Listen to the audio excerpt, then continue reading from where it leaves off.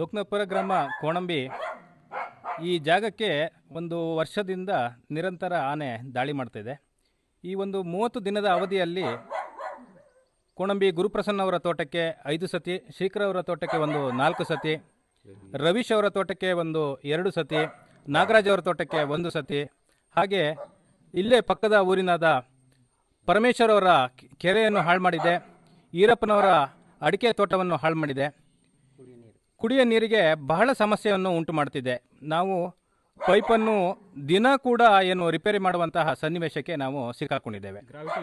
Gravity ನೀರಿಗೆ ಅವಲಂಬಿತರಾಗಿರ್ತಾರೆ ಇಲ್ಲಿ ಜನಗಳು. ಸಾಧಾರಣವಾಗಿ ಗ್ರಾವಿಟಿ ನೀರಿಗೆ ಅವಲಂಬಿತರಾಗಿರೋದ್ರಿಂದ ಆ ಗ್ರಾವಿಟಿ ನೀರನ್ನ ಕಲುಷಿತಗೊಳಿಸ್ತಾ ಇದೆ. ಆಮೇಲೆ ಸಾಮಾನ್ಯ ಜನರು ಇಲ್ಲಿ ಓಡಾಡಲಿಕ್ಕೆ ಕಷ್ಟ ಆಗ್ತಿದೆ. ಸ್ಕೂಲಿಗೆ ಮಕ್ಕಳು ಹೋಗೋದು ಸುಮಾರು 4 ಕಿಲೋಮೀಟರ್ ರಸ್ತೆ ಸಹಿತ ತುಂಬ ದುರ್ಗಮವಾಗಿರುವಂಥ ಜಾಗ. ಇಂಥ ಜಾಗದಿಂದ ಹೋಗಲಿಕ್ಕೆ ಎಲ್ಲರೂ ಹೆದರ್ತಾ ಇದ್ದಾರೆ. ಕೂಲಿ ಕಾರ್ಮಿಕರು ತುಂಬ ಹೆಚ್ಚಾಗಿ ಕೂಲಿ ಕಾರ್ಮಿಕರು ಇಲ್ಲಿ ವಾಸ ಮಾಡುವಂಥ ಪ್ರದೇಶ ಮಲಗಾರು ಮತ್ತು ಕೋಣಂಬಿ. ಲೋಕನಾಥಪುರ ಗ್ರಾಮದಿಂದ ಲೋಕನಾಥಪುರದಿಂದ ಸುಮಾರು 5 ಕಿಲೋಮೀಟರ್ ದುರ್ಗಮ ರಸ್ತೆ ಇದು.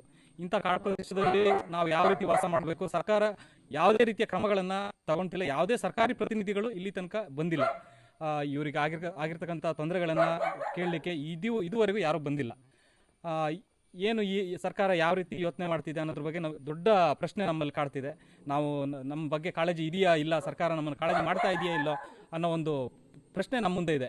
ನಾವು ಯಾವ ರೀತಿ ನಮ್ಮ ಬದುಕನ್ನು ನಡೆಸಬೇಕು? ಈಗ ಎಲ್ಲರದ್ದು ಫಸಲು ಬಂದು ಒಂದು 5 ವರ್ಷಕ್ಕೂ ಅದನ್ನ ರಿಕವರಿ ಮಾಡೋಕ್ಕಾಗಲ್ಲ. ಫಸಲು 1 ವರ್ಷದ್ದು ನಮಗೆ ಫಸಲು ಹೋಗಿರ್ಬೋದು, 5 ವರ್ಷ ತೋಟ ರಿಕವರಿ ಮಾಡೋಕ್ಕೆ 5 ವರ್ಷ ಬೇಕಾಗುತ್ತೆ. ಪದೇ ಇದೇ ರೀತಿ ದಾಳಿ ಆದರೆ ನಾವು ತೋಟನ ಯಾವ ರೀತಿ ನಾವು ರಿಕವರಿ ಯಾವ ರೀತಿ ಮಾಡೋಕ್ಕಾಗತ್ತೆ? ನಾವು ನೆಟ್ಟಿರೋಂಥ ಸಸಿಗಳು ಡ್ಯಾಮೇಜ್ ಆಗಿದ್ದಾವೆ. ಇದಕ್ಕೆ ಸರ್ಕಾರ ಕೂಡಲೇ ಇವರಿಗೆ ಮೊದಲನೇದಾಗಿ ಈ ವರ್ಷದ ಬೆಳೆಗೆ ಪರಿಹಾರ ಕೊಡಬೇಕು. ಎಲ್ಲರ ಅಧಿಕಾರಿಗಳು ಬಂದು ಸ್ಥಳಕ್ಕೆ ಅಧಿಕಾರಿಗಳು ಆಗಮಿಸಿ ಇದಕ್ಕೆ ಪರಿಹಾರ ಕೊಡಬೇಕು. ಜೊತೆಗೆ ಇದಕ್ಕೆ ಆನೆ ಸೆರೆ ಹಿಡಿಯುವಂಥ ಪ್ರಯತ್ನ ಮಾಡಬೇಕು.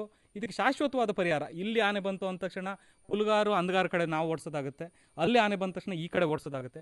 ಈ ರೀತಿ ಕ್ರಮಗಳಾಗದೆ ಶಾಶ್ವತ ಪರಿಹಾರ ಎಲ್ಲ ಕಡೆ ಹೋದ್ರೂ ರೈತರಿಗೆ ಪ್ರಾಬ್ಲಮ್ ಆಗ್ತಾ ಇದೆ. ಎಲ್ಲರಿಗೂ ನಾವೀಗ ಓಡಿಸೋದ್ರಿಂದ ಪಟಾಕಿ ಹೊಡೆದು ಅವನ್ನ ಪ್ರಚೋದನೆಗೊಳಿಸೋದ್ರಿಂದ ಮುಂದೆ ಯಾರೋ ಇದನ್ನು ಅವನಿಗೆ ತೊಂದರೆ ಆಗ್ತಾ ಇದೆ. ಆ ರೀತಿ ಆಗಬಾರ್ದು. ಇದಕ್ಕೆ ಶಾಶ್ವತವಾದ ಪರಿಹಾರ ಆಗಬೇಕು. ಏನು ಮರೆಮಾಚುವಂಥ ಕಣ್ಣುವರಿಸುವಂಥ ಪ್ರಯತ್ನಗಳು ಆಗಬಾರ್ದು. ಪಟಾಕಿ ಕೊಡುವಂಥದ್ದು ಈ ರೀತಿ ಪ್ರಯತ್ನಗಳಿಗಿಂತ ಶಾಶ್ವತವಾದ ಪರಿಹಾರ ಆಗಬೇಕು ಅಂತೇಳಿ ನಾನು ಈ ಮೂಲಕ ಎಲ್ಲ ಗ್ರಾಮಸ್ಥರ ಪರವಾಗಿ ನಾನು ವಿನಂತಿ ಮಾಡ್ಕೊಳ್ತಿದ್ದೀನಿ. ಇಲ್ಲಿ ಎಲ್ಲರಿಗೂ ತೊಂದರೆ ಆಗಿದೆ. ಎಲ್ಲರಿಗೂ ತೊಂದರೆ ಆಗಿದೆ.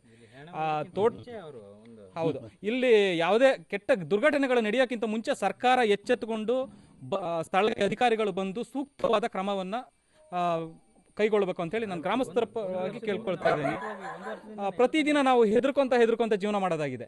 ರಾತ್ರಿ ಒಂದು ನಾಯಿ ಬೊಗಳ್ತು ಅಂತ ಹೇಳಿದ್ರೆ ಹೊರಗಡೆ ಧೈರ್ಯವಾಗಿ ಬರ್ಲಿಕ್ಕೆ ಆಗಲ್ಲ.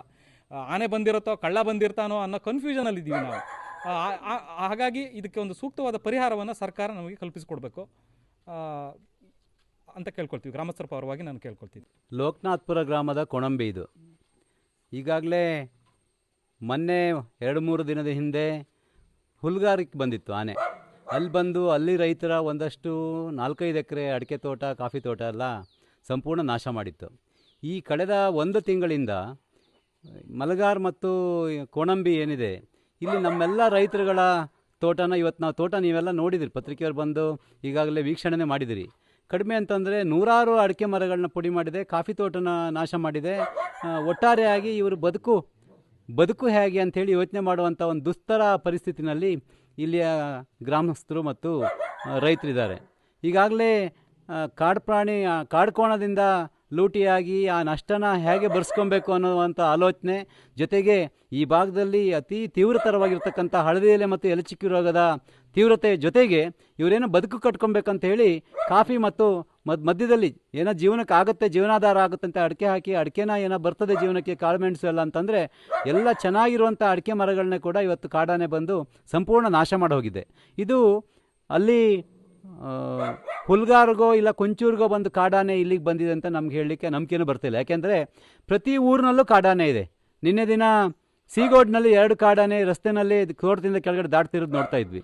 ಮೊನ್ನೆ ಹುಲ್ಗಾರ್ನಲ್ಲಿ ಇತ್ತು, ಕಳಸಾಪುರದಲ್ಲಿ ಇದೆ ಅಂತೇಳಿ ಹುಂಚಿಕೊಳ್ಳಲ್ನಲ್ಲೂ ಕೂಡ ಅಲ್ಲಿಯ ರೈತರದ್ದು ಕೂಡ 4-5 ಎಕರೆ ತೋಟನ ಧ್ವಂಸ ಮಾಡಿದೆ.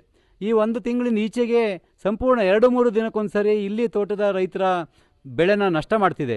ಇದಕ್ಕೆ ಈ ತಕ್ಷಣ ಅರಣ್ಯ ಇಲಾಖೆ ಎಚ್ಚೆತ್ಕೊಂಡು ಇಲ್ಲಿನ ಆನೆಯನ್ನು ಓಡಿಸೋದಲ್ಲ, ಸ್ಥಳಾಂತರ ಮಾಡಬೇಕಂತ ನಾವು ರೈತರ ಪರವಾಗಿ ಆಗ್ರಹ ಮಾಡ್ತೇವೆ. ಜೊತೆಗೆ ಈ ತಕ್ಷಣವೇ ಇದಕ್ಕೆ ಬೇಕಾಗುವಂಥ ಪರಿಹಾರವನ್ನು ಕೊಟ್ಟು ಮುಂದಿನ ದಿನಗಳಲ್ಲಿ ಈ ಆನೆ ಎಲ್ಲಿಂದ ಬರ್ತದೆ, ಆ ಬರುವಂಥ ಜಾಗಕ್ಕೆ ಎಲ್ಲಿ ಎಷ್ಟು ದೂರ ಬೇಕಾದ್ರೂ ಆಗಿರ್ಬೋದು, ಅದಕ್ಕೆ ಸಂಪೂರ್ಣವಾಗಿ ಈ ರೈಲ್ವೆ ಬ್ಯಾರಿಕೇಡ್ ಹಾಕಿ ಫೆನ್ಸ್ ಮಾಡಿ ಆನೆ ಬರದಿದ್ದಂಗೆ ತಡೆಯುವಂಥ ಕೆಲಸಗಳನ್ನು ಸರ್ಕಾರ ಮತ್ತು ಶಾಸಕರು ಮಾಡಬೇಕಂತ ಒತ್ತಾಯಿಸ್ತೇನೆ. ಈಗಾಗಲೇ ಜನಪ್ರತಿನಿಧಿಗಳು ಶಾಸಕರು ಬರಬೇಕು, ಯಾಕೆಂದರೆ ಎಲ್ಲ ಭಾಗಕ್ಕೆ ಅಲ್ಲದಿದ್ರೂ ಕೂಡ ಎಲ್ಲ ರೈತರನ್ನು ಸೇರಿಸಿ ಒಂದು ಸಭೆ ಮಾಡಿ ಇದಕ್ಕೆ ಹೇಗೆ ಮುಂದಿನ ದಿನಗಳಲ್ಲಿ ಆನೆಯಿಂದ ಮಾನವ ರಕ್ಷಣೆ ಹೇಗಿದೆ ಅಂತೇಳಿ ಹೇಗೆ ಮಾಡಬೇಕಂತೇಳಿ ಅದ್ರ ಬಗ್ಗೆ ಮಾರ್ಗೋಪಾಯನ ಕಂಡುಹಿಡಬೇಕಂತ ಶಾಸಕರು ಅವ್ರು ಬರ್ತಾ ಇಲ್ಲ.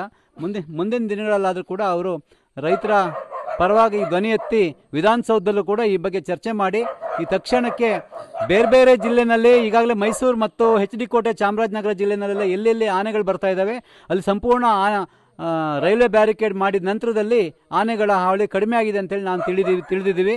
ಇಲ್ಲೂ ಕೂಡ ಈ ಭಾಗಕ್ಕೆ ಏನು ಬರ್ತಾ ಇದೆ ಆನೆ, ಆ ಬರುವಂಥ ಪ್ರಾರಂಭಿಕ ಜಾಗದಲ್ಲಿ ರೈಲ್ವೆ ಬ್ಯಾರಿಕೇಡ್ ನಿರ್ಮಾಣ ಮಾಡಿ ಸರ್ಕಾರಕ್ಕೆ 100-150 ಕೋಟಿ ಯಾವುದು ಲೆಕ್ಕಕ್ಕಲ್ಲ.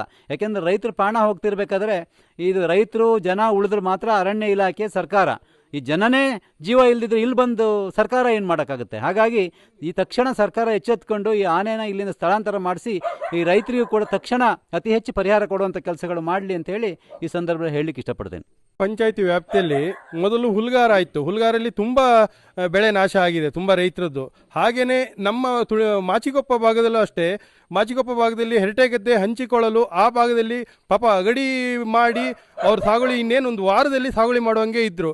ಅಷ್ಟೊತ್ತಿಗೆ ಆನೆ ಬಂದು ಅದನ್ನೆಲ್ಲ ಪುಡಿ ಮಾಡಿ ನಾಶ ಮಾಡಿದೆ. ಹಾಗೆಯೇ ಅಲ್ಲಿ ಶಶಿಧರ್ ಭಟ್ರು ಅಂತೇಳಿ ಅವ್ರದ್ದು ಅಷ್ಟೇ ಬಾಳೆ ತೋಟ ಆಗಿರ್ಬೋದು, ಅಡಿಕೆ ತೋಟ ಆಗಿರ್ಬೋದು, ತುಂಬ ಹಾನಿ ಮಾಡಿದೆ. ಸುಮಾರು 100 ಮರಗಳನ್ನ ಅಡಿ ಮಾಡಿ ಪುಡಿ ಮಾಡಿದೆ. ಹಾಗೆಯೇ ಅಲ್ಲಿ ಆ ಭಾಗದಿಂದ ನಮಗೆ ಫೋನ್ ಮಾಡಿ ಹೇಳ್ತಾ ಇದ್ರು, ನಮಗೆ ಕಾಲೇಜಿಗೆ ಹೋಗ್ಲಿಕ್ಕೆ ಆಗ್ತಾ ಇಲ್ಲ, ನಾವು ಇವತ್ತು ರಜೆ ಮಾಡಿ ಮನೇಲೇ ಇದ್ದೀವಿ.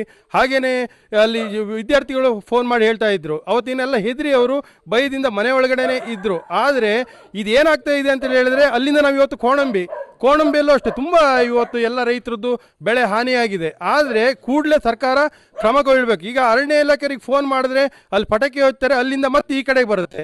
ಈ ಆನೆ ಎಷ್ಟು ಆನೆ ಇದ್ದಾವೆ ಅಂತ ಹೇಳಿ ಯಾರಿಗೂ ಗೊತ್ತಾಗ್ತಾ ಇಲ್ಲ. ಆದರೆ ಜನಸಾಮಾನ್ಯರಿಗೆ ಓಡಾಡಲಿಕ್ಕೆ ಕಷ್ಟ ಆಗ್ತಾ ಇದೆ. ನಾಳಿನ ದಿನ ಏನಾದರೆ ಜನರಿಗೆ ಸಮಸ್ಯೆ ಆದರೆ ಇಲ್ಲ ಪ್ರಾಣ ಹಾನಿ ಆದರೆ ಇದಕ್ಕೆ ಅರಣ್ಯ ಇಲಾಖೆಯವರು ಕಾರಣ ಆಗ್ತಾರೆ. ಇದನ್ನು ಕೂಡಲೇ ಎಚ್ಚೆತ್ಕೊಂಡು ಈಗ ಶಾಸಕರಾಗಿರ್ಬೋದು ಅವರು ಸ್ಥಳ ಭೇಟಿ ಕೊಟ್ಕೊಂಡು ಈ ಆನೆನ ಸ್ಥಳಾಂತರ ಮಾಡುವಂಥ ಕೆಲಸ ಆಗಬೇಕು.